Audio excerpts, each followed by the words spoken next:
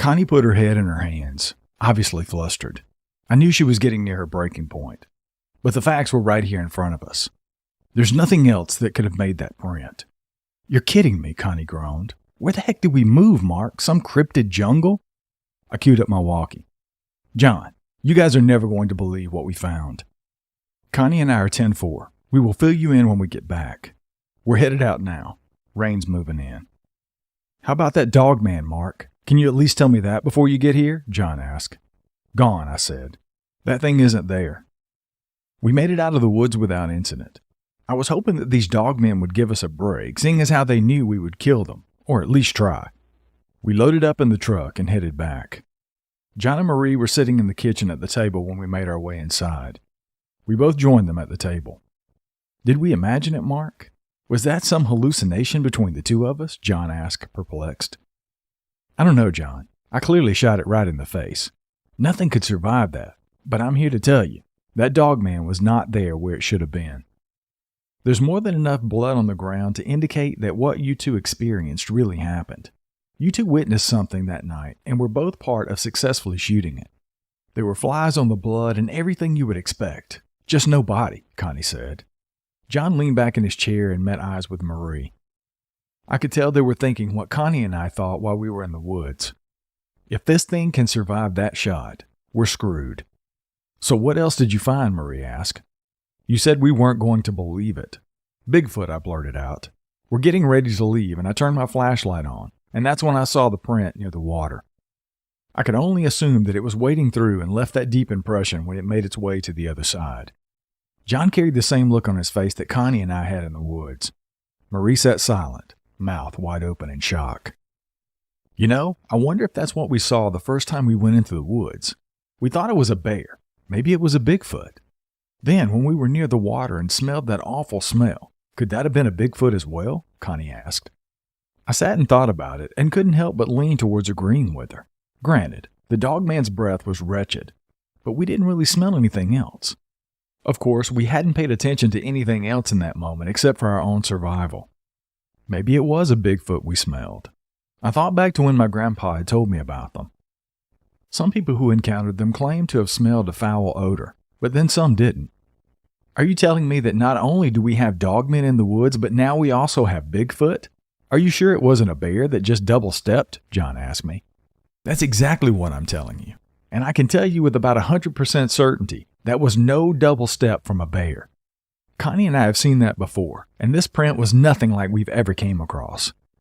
It only meant one thing. We had to go back in the woods to sort this out.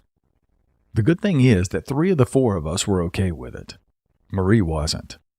I don't know if she ever would be. She was traumatized. I'm not sure how she felt about Bigfoot, however.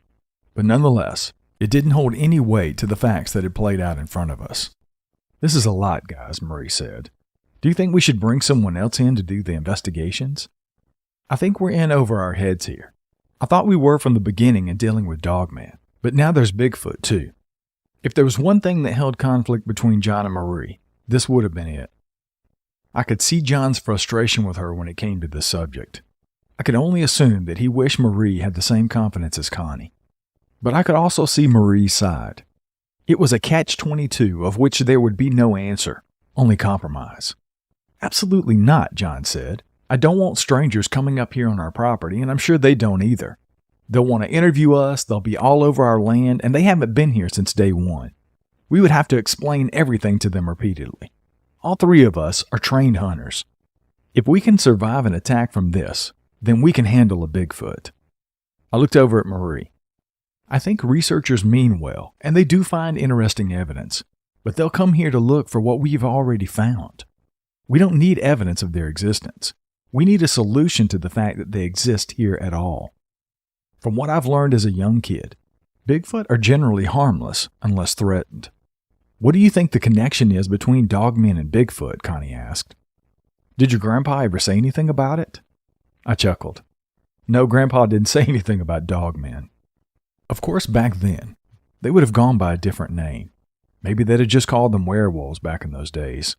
I'm not certain what the correlation could be between the two, honestly. I would think it would be a clash for a territory. But one thing's for certain, they're both here on our property. I knew we would have to take a different approach to this to fully understand what was going on and how to handle it. John, I think a good approach to begin with is to pull up that website you searched a couple of weeks ago and see if there have been any reports of either Dogman or Bigfoot in our area or the surrounding areas. Did you or the neighbor ever experience anything strange outside of the visual you two had? I asked. John thought about it. Well, no. But I also don't really know the signs to look for concerning Bigfoot. We just had those two visuals of this creature. I guess there could have been signs all around us, but not knowing what to look for or even considering that Bigfoot could have been here, we didn't pay attention. Connie spoke up. What would be the likelihood that maybe this, what we call Dogman, is some misidentified Bigfoot? I didn't know if that could be possible. What John and I saw in the woods was nothing at all like what my grandpa had described.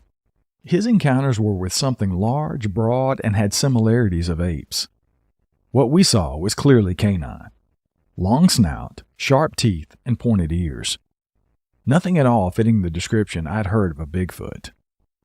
Of course, it's all up for interpretation. Maybe some people have seen dogmen and thought they were Bigfoot. There's so many unknowns, it's just hard to tell. How about Marie and I head home and we'll see what we can come up with, John said. In the meantime, you and Connie stay put and out of those woods. I appreciate the spirit that you guys have for solving this, but it has to be done together. It also has to be handled carefully so none of us get hurt. It's not worth risking our lives over. Connie and I laid in bed that night trying to piece everything together. I tried to recount everything that we saw that could be Bigfoot sign. Honestly, we were in the same position John was. We weren't paying attention. We would have to go back and look. The storm was bad that night. The wind blew with such force and the rain pounded on the roof. Thunder woke me up in the middle of the night with a loud crack. I got up and went to the restroom and walked to the kitchen for a glass of water. I looked out the window facing the back of the property and hoped our animals had gone into their respective homes to get out of this rain. Lightning flashed and lit up the yard. In that brief instance of light, I saw a shadow of something dart across from left to right. I thought I was just seeing things and hoped for another burst of lightning. Success. This time it was heading back the way that it came, but it looked like it was carrying something. An awful thought instantly came to my mind. Our animals. This thing just took one of our chickens. I ran to our bedroom. Connie, wake up. This thing took one of our chickens. We have to go secure the coop now. Thunder roared overhead again. Connie sprang from the bed and threw on her rain boots and raincoat. It was absolutely pouring. The rain fell so hard we could hardly hear each other talk. There's a hole in the top of the coop, Mark. This is metal netting. How did it get there? Connie yelled over the thunder crashing. What about the chicken house itself? It's wooden. The chickens would have been in there because of the rain, I yelled back. Connie looked closer. No, Mark, there's no damage to the chicken house. It's like whatever it was just reached in and grabbed it. We need to at least get a tarp and throw over the top of it to block the rain, and we'll come back in the morning and look when we can see better, and hopefully then it won't be raining. I ran to the garage and got a big blue tarp and some zip ties. We secured the chicken coop as much as possible and went back inside. Connie was angry. She threw her yellow rain slicker into the mudroom along with her boots. This is bullshit. This is a brutal storm, Mark. What would trek out into that to steal a chicken? Are you sure it was just the one? Connie asked as she dried herself off with a towel. I can only assume it was one, I said. I was standing at the sink looking out the window when the lightning lit up the yard. I saw a large dark shadow running from left to right, and when the lightning flashed again, it was running from right to left, and this time with a chicken. That's when I woke you up. Connie glanced over at her watch and realized it was almost 5 o'clock in the morning. No sense trying to go back to bed after that. Would you like some coffee? She asked as she made her way to the kitchen. I finished drying off and walked into the kitchen with her. Yes, I'd love some. Thank you. I called John a little after 8. I explained to him what had happened. Connie and I had already been out to check the coop and all the other animals. It looked like only the one chicken was taken out, but that was still one too many. Have you been able to find anything out? I asked. Nothing had gone near our livestock until last night. I don't believe in coincidences, but this is a little strange that nothing happened until we spotted that Bigfoot print. I don't know if they just showed up on our property or if they've always been here. All I know is that when we thought it was just Dogman, as strange as it sounds, nothing messed with them. I did a good bit of digging last night when Marie and I got home, and this is what I found. The Dogman was first sighted back in the late 1800s in Michigan. It seems that the sightings of this creature start there and go all the way up to today in different locations. Since we're bringing Bigfoot into the mix now, I had to look them up as well. They have a bigger history than Dogman does, but it seems like both cryptids have been played widely into the creature culture. I followed that rabbit trail and found that they've been given different names throughout history, such as bear wolf, man wolf, and indigenous dogman. I also read that some people have said it was a type or separate species of Bigfoot, but obviously no one knows for certain. I did find 7 different pictures of this dogman creature, and I can tell you with certainty that I saw at least 2 of the 7. The one that you shot and that we were face to face with was on the list. I saw another one through my binoculars before you got there that night on the ridgeline. It looked like a hyena, which was also on the list. To say I was impressed would have been an understatement. He had clearly been up most of the night pulling all that information. Thank you for doing all that, John. I really appreciate it. It's very insightful. Did you happen to see any way that we can safely get rid of them? I asked. I've seen a few ways, but none of them are foolproof. I read about people putting bright lights on their property and leaving them on, spreading salt around, and then I even read something about putting sulfur around your property. I also read an article about putting up trail cams. For some reason, trail cameras help deter them both, the Bigfoot and the Dogman. But again, I'm not sure if this will deter some and not others, or none at all. It's not like they had an area where people could leave reviews on what worked and what didn't. I laughed at that. No, I get it. I really appreciate you looking all that up. I'll get with Connie and maybe we'll leave some bright lights on or put some trail cams up near our animals, or maybe at this point we'll do both.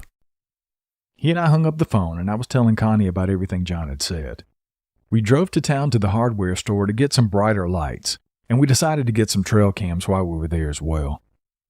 You can't be too cautious, I guess. We got home and got everything set up. We had lights all over the backyard. That way if anything came out of any direction, it would light up like a football stadium. While we were getting things cleaned up, we heard voices coming towards our house. Connie and I both looked at each other. It's not like folks just to drive around in this area, and we weren't expecting John and Marie.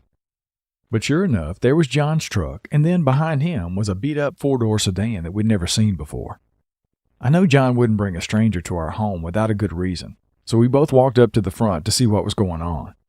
Hey, John said as he got out of the truck and walked up to shake my hand.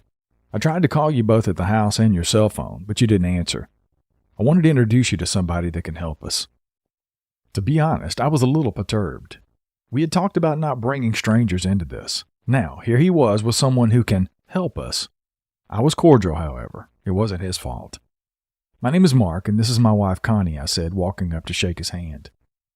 He didn't appear threatening or like he was there to waltz in and take over everything. He was taller, younger than us, tanned, had dark hair, and a pleasant attitude. It's a pleasure to meet you both, he said. I used to live here. My name is Ashton Samuels. I lived here with my wife and our children.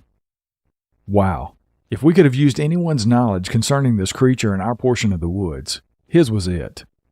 He could give us much-needed insight on everything, like when the activity started for him, how long it was before this creature started harassing them, and more importantly, did he also have experiences with Bigfoot?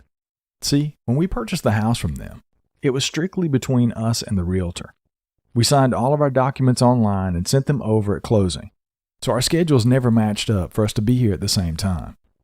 So I'd never met him face to face. Yes, I said excitedly, it's nice to meet you. We've done quite a bit since you were last here. Come on, I'll show you around and we can talk. We all walked to the backyard and started showing him everything we'd added, fixed up, and of course our livestock. You all are really brave putting all these animals here, Ashton said. We had our dog and a few chickens, but that's it. We were told by the neighbors before us that bringing in any kind of animal here was a bad idea. John and I cut our eyes at each other. I see. He didn't say why, I asked curiously. Ashton shrugged his shoulders. He didn't really go into any detail. He just said he didn't want to talk about it. But he was peculiar anyway, so I didn't really pay him any mind. I wish I would have now. It could have saved my wife and I a lot of headache and stress. Just then, he noticed the chicken coop with a large blue tarp over it. He walked over to it and was looking around on the ground and the whole perimeter. John, myself, and Connie walked over. "What are you looking for?" Connie asked. "It was here, wasn't it?" Ashton said as he looked over the top of the coop. "That's why the blue tarp's here. I was looking for any prints." I walked around to the back where he was standing. "What was here?" I asked. I already knew the answer to the question, but I wanted him to say it as confirmation that we were all talking about the same thing. "I don't know exactly what it was," Ashton said. "I only seen it once, but it was like nothing I'd ever seen before. It was tall, had to be every bit of 7 feet tall or maybe even a little more. It had a long torso, and its eyes glowed amber in color. My wife and I saw it coming out of the woods at the dead end one night when we were walking. We saw it coming through the trees. The moon illuminated it just enough so we could get a good look at it. It was almost like a hyena that you would see in the wild or at zoos.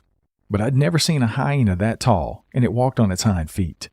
When it growled, even though it probably wasn't the best idea, we ran." Connie sighed. "Great," she said, in a hushed tone under her breath. I was curious. If he and his wife had seen it close enough to give that kind of description, how were they still alive? If they saw it coming out of the woods, why didn't it attack them? "Are you saying that this thing didn't chase you and your wife when you took off running?" John asked, confused. "No, sir. It never broke the tree line. I glanced behind me only once to make sure it hadn't come after us. I knew if it did, we wouldn't have made it home. I saw it standing there, growling, mouth wide open, but not moving. This had me baffled. Why are they not coming out? Clearly the one I shot had no problem leaving that area. I had no choice but to dismiss it, and I went on and told Ashton what had happened with the chicken. "It didn't stay here and eat it?" he asked, puzzled. "No, like I said, I saw the shadow figure carrying it back into the woods," I said. "Is that a strange behavior or something you hadn't seen before?" He stood there silently and looked at the ground. "Something got our chickens too, but it wasn't carried back into the woods. That, to me personally, is strange. I just never put two and two together that what my wife and I saw that night could have been what got our chickens until now. We just figured it was something that lived in the woods. You know, something of this world. But maybe it wasn't." I felt bad for the kid. Reality had just smacked him in the face pretty hard. I'm not saying that what killed your chickens wasn't a natural animal. It absolutely could have been. But if it weren't, in my opinion, I don't think it was the one that you and your wife had saw. I think it was one that was more evil and more sinister," I said. Ashton looked at all of us, eyes racing. "There's more than just one of them?" he asked, clearly shaken up. "I just assumed the one that we saw that night was the one that tore up the side of our house, almost like it was saying, 'Stay away,' a warning, if you will." John chuckled. "Oh yes, there's more than one of them. I personally seen the one you described, but there's more than one of them in these woods over here," he said. "But we saw that one out in the woods a couple of times, John. Remember we were hunting and saw it twice," Ashton said. "I remember it well, Ashton," John said, answering. "But if you remember, the one we saw twice was blacker than any black. It didn't look like a hyena."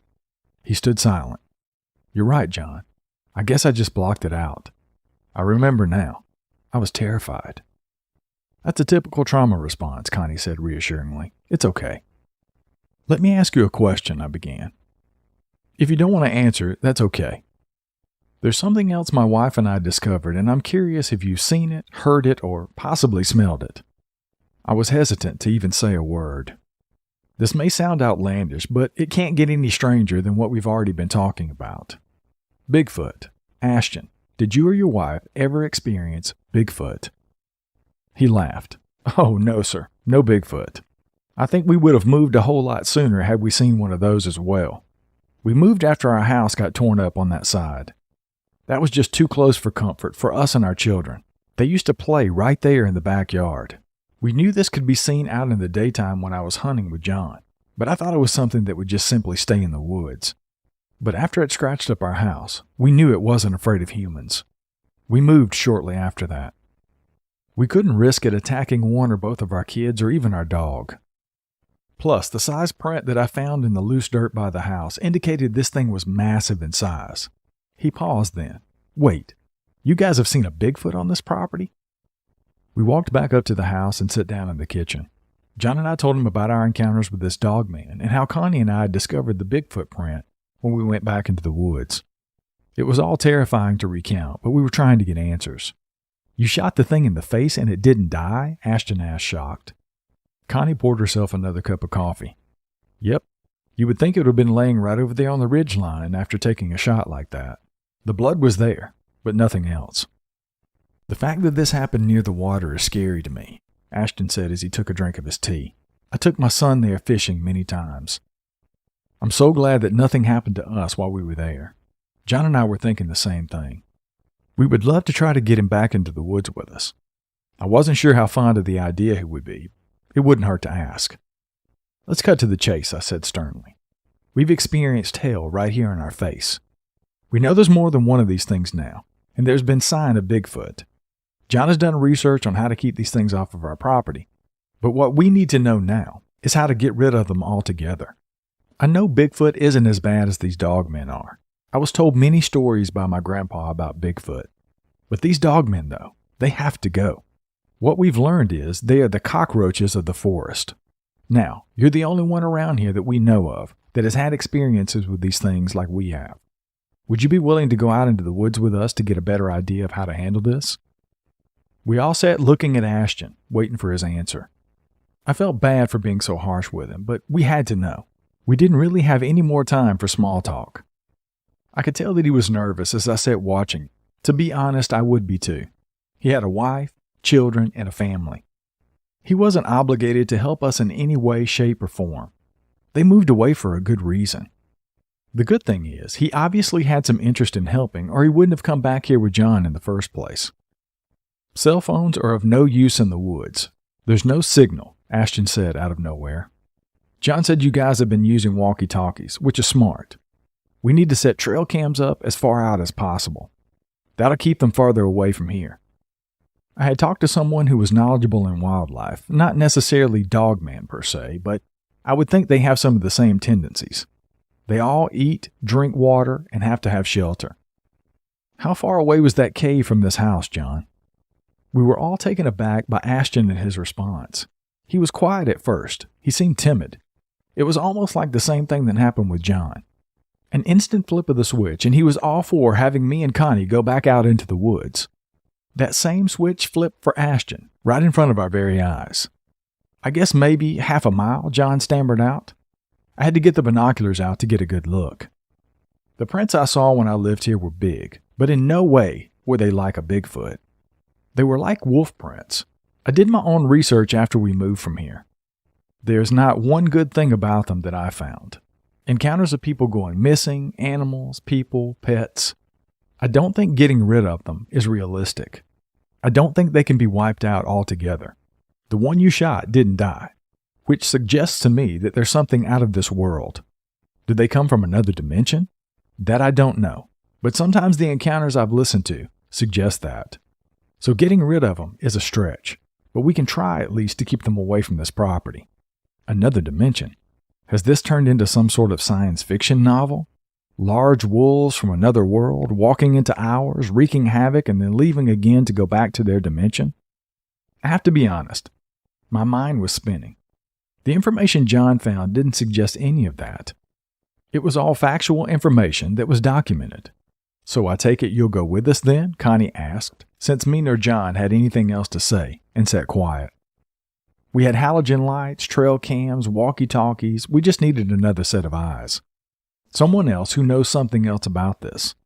Ashton reached out and shook my wife's hand. I'll be there. I'll do everything I can to help. But if this goes bad out there, we can't be heroes. We have to leave. These creatures are big, strong, and powerful. I know you know that based on your own experience. You won't win one-on-one with them. I'm glad Mark and John did, but they're obviously the exceptions to the rule. I guarantee you, it won't happen twice. Ashton left and went home to talk to his wife about everything. Connie and I finished making sure that everything was taken care of on our property. John left as well to go home to talk to Marie. She was over the whole thing and was trying to keep away from us as much as possible. She just wanted to tuck it away and be done. I understood her stance, though. I wish we could all do that, but this was our reality. To be able to continue living our fairy tale life as Marie wanted to see it, we had to take care of the evil villain. That night, Connie and I made one last check of our property before going inside to get ready for bed. Night had just fallen. Connie had double-checked the chicken coop one last time. She walked up to the deck with me, and we sat in the chairs facing our yard. Our porch light was on as bright as it could be. I didn't know if it was enough to keep them away from us or if it was just enough to illuminate us to be easier prey for them. But we were tired of not being able to enjoy what we'd worked so hard for. Being prisoners of the concrete jungle we came from, we always used to talk about how nice it would be to be able to sit outside, no neighbors, no noises at all except for those of insects, our own hideaway. Now we were fighting for it. "Do you feel like something or someone is watching us, Mark?" Connie asked. I looked around the property as much as I could see. I didn't see or hear anything. "I think we're just being paranoid now. If something or someone was around, these lights would come on and we would have plenty of time to get inside," I said, trying to reassure. Just then, the hair on my arm stood on end. I looked down at them and called Connie's attention to it. "I think we should go in," she said. "I don't feel comfortable sitting out here anymore." A low, snarling growl echoed through the woods. In an instant, it sounded like a freight train that was coming straight at us through the trees. As soon as it stepped onto the property, the lights came on and lit up the whole back area. We saw it then. Tall, blacker than black, with glowing eyes, and a look of pure hatred on its face. We stood up to run when we heard it in the distance, a yell that I had only heard my grandpa talk about. Bigfoot. We watched this thing back up and almost dissolve into the trees. A loud knock followed the yell, and then everything fell silent. Not one footstep could be heard. No growling, no nothing. Connie and I looked at each other, confused, and quickly went inside. "Was that Bigfoot yelling?" Connie asked me. "Yes," I said, rubbing my face, trying to wrap my mind around what had just happened. Not only was that a Bigfoot, but a dogman retreated when it heard it. That Bigfoot saved our lives.